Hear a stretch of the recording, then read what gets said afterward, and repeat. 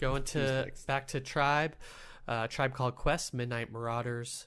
In the opening montage, you heard Award Tour, and now you're going to hear We Can Get Down. What are the stats on this one? Yeah, so Midnight Marauders comes in at number 74 in the 1990s on Best Ever Albums, number 7 in 1993, number 406 of all time. It is Tribe Called Quest's second highest rated album behind 1991's Low End Theory, which was a record that we have covered already. This is the only album that we're covering tonight that made Rolling Stone's list, coming in at number 201, and Tribe Called Quest is ranked number 114 of overall artist rankings on Best Ever Albums. Yeah, so this album was released November 9th, 1993. We did talk about Low End Theory in Season 4, Episode 7. And we also talked about Can I Kick It off their first album, People's Instinctive Travels and the Paths of Rhythm. This is much of this is a reiteration of what I said previously when we covered Low End Theory. They are from Queens, New York in 1985. The members include Q-Tip, Phife Dawg, who died March 22nd, 2016, Ali Shaheed Muhammad, and Jarobi. Jarobi White has left the group by this point. He left after the first album to become a chef. That was his passion, but he's always like an honorary member that hangs out with the group. They have 6 total albums. This is their third. They are classified as rap or alternative rap, hip-hop. Influences include jazz, James Brown, Sly and the Family Stone, Run DMC, blues, gospel, etc. Q-Tip is a omnivorous music listener. Similar artists include Native Tongues, other groups in Native Tongues like Jungle Brothers, De La Soul, Queen Latifah. Later on, groups like Jurassic 5, Mos Def, Nas, Pharrell, Kendrick Lamar, etc., etc. Their highest charting single is Award Tour off of this album, and their 96 album, Beats, Rhymes, and Life, and their 2016 final album, We Got It From Here, Thank You For Your Service, both reached number 1. Some facts about this album, not too much, really. Production on this album, as Matt said, this is 2 years later from Low End Theory, so it's kind of a big gap for a group that's kind of as popular and influential as this one. The production on this album was mainly handled by Q-Tip, with contributions by Large Professor, Skef Anselm, and Ali Shaheed Muhammad. The album was planned out by Q-Tip in Phife Dawg's grandmother's basement. He moved all of the equipment, recording equipment and production equipment into the basement and planned it all out there. And recording primarily took place in Battery Studios, Platinum Island Studios, and Sorcerer Sound in New York City over 9 months. The tour guide voice on this album is the digitized voice of Jive secretary Laurel Dan, of their record label. And this album is said to establish the second golden age of hip-hop, which I had to look up because hip-hop hadn't been around too long at this point, and apparently the 93-94 period was cited by one person as the second golden age, but the golden age itself has been defined anywhere from 86 from Run DMC to like either 93, 94, 97, so it could also be just part of the regular first golden age of hip-hop, so it's all open to interpretation. It's also considered the pinnacle of the Native Tongues movement, this album. So that is also interesting. Okay, well, we're all high on Tribe Called Quest and Low End Theory and them in general. So Midnight Marauders, I think John's familiar and Matt's maybe not as familiar. So John, what did you think listening this time around? I think about this the way I felt about this album for a long time, which that there's an argument for this to be called their best album. This is such a consistent album. There's great tracks just flowing through this album. It starts with thematically, right? You get the tour guide element in it to kind of kick it off, so you feel like you're on a journey.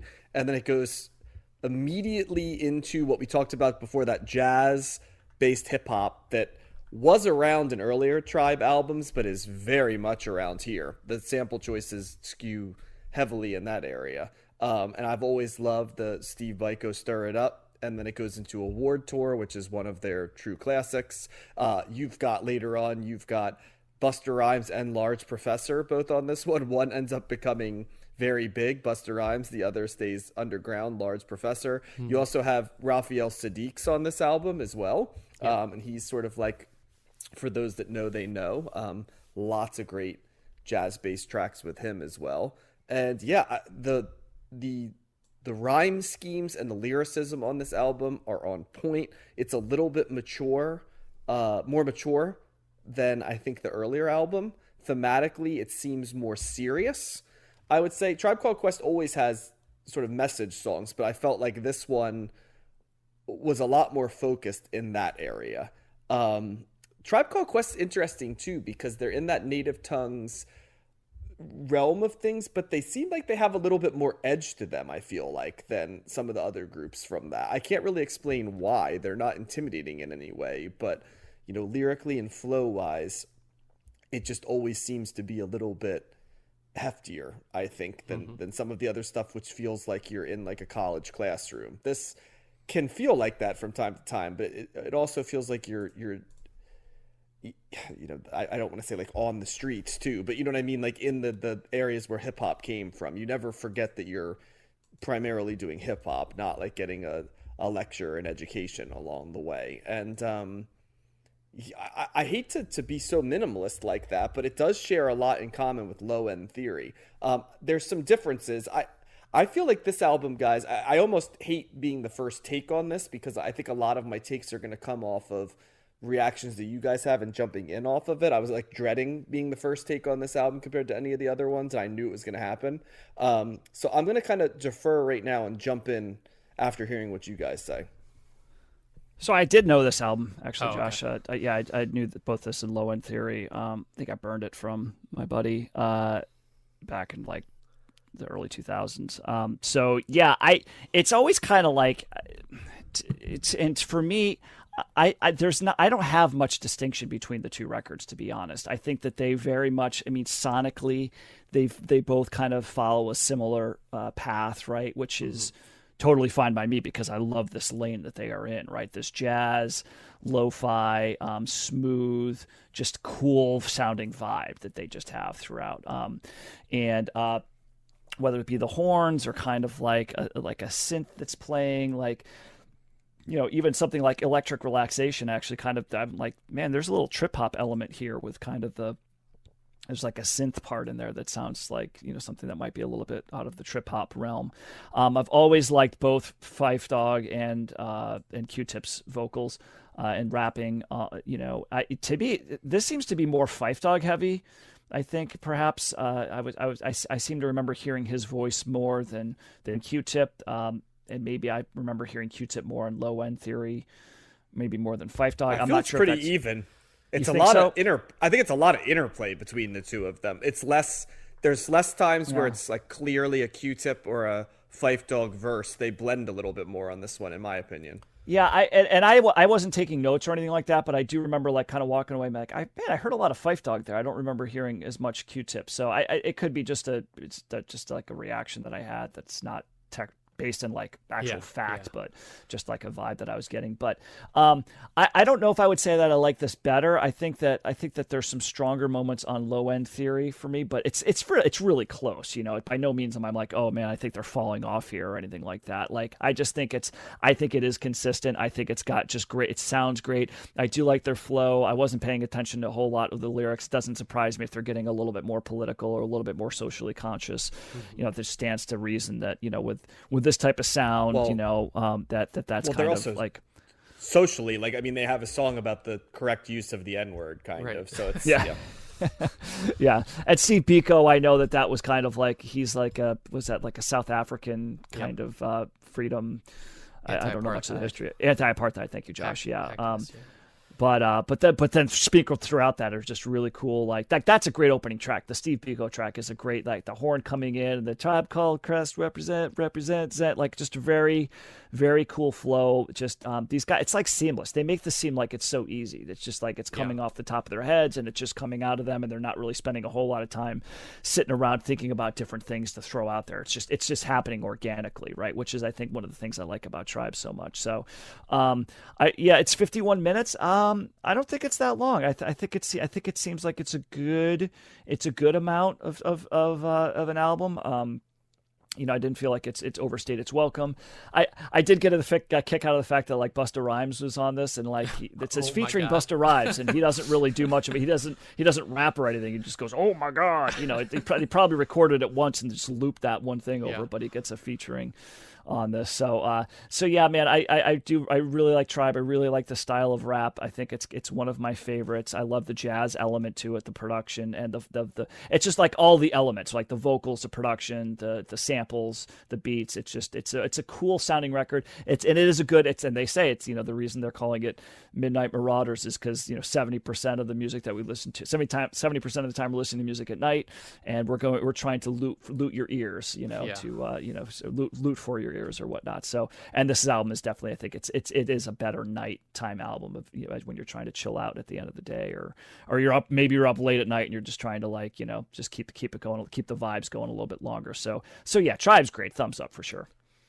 Yeah, Steve Biko, if you'll recall, was in the song Biko by Peter Gabriel off his Melt album. So making a return reference from an album we talked about a long time ago.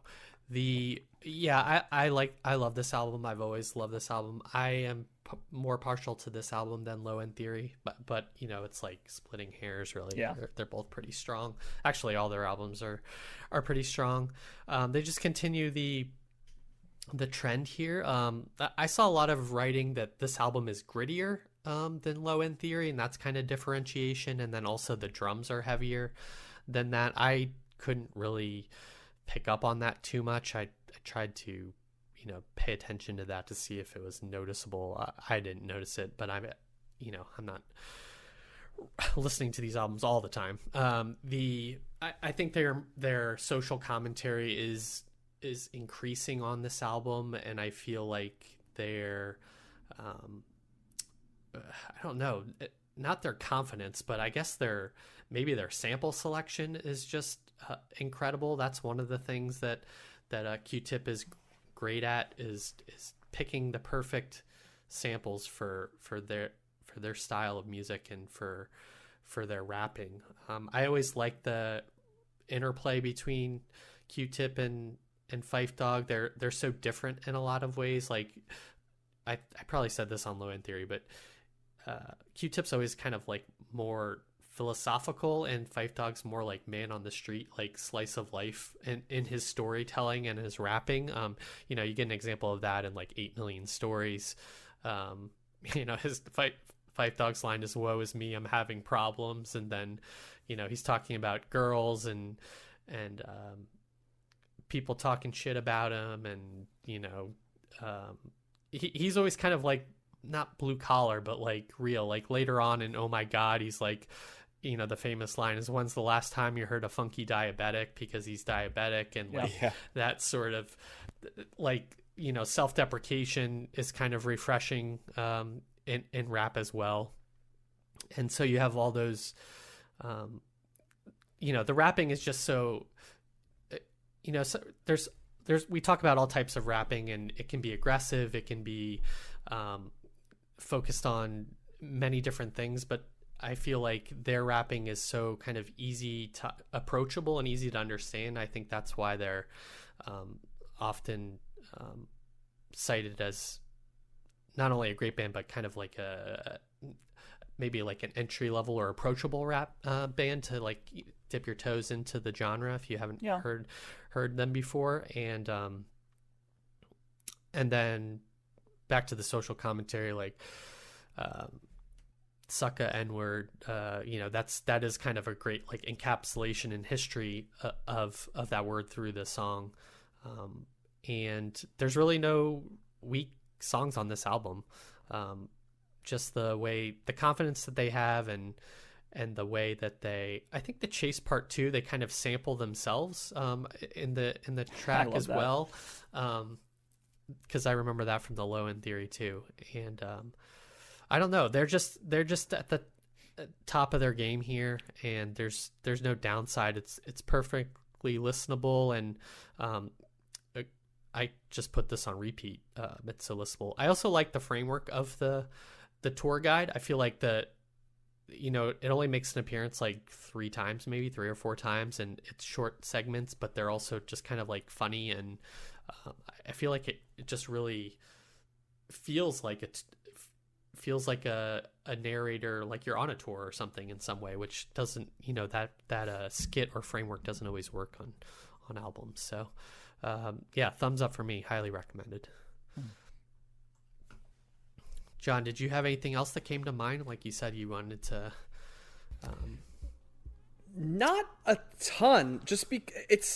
It's so weird because it's an album I like a whole lot, but it's also not an album maybe that kind of gets down to what Tribe Called Quest is.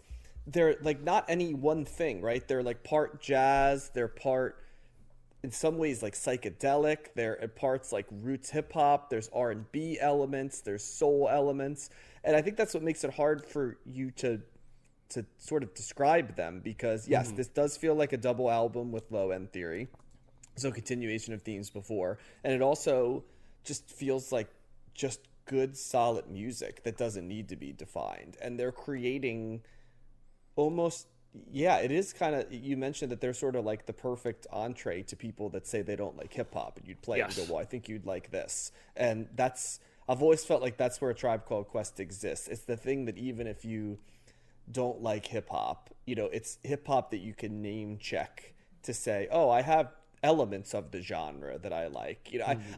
There is always that part of me that I love this type of hip hop, but I also hate the fact that lots of people listen to a lot of rock but don't want to admit that they prefer rock. So they like say, well, I like certain types of hip hop, like literate hip hop. And I always hate that take, because it's such a like, it's such a take of people that I want to just like elbow, you know what I mean? And it's kind of, it's like a white people take too.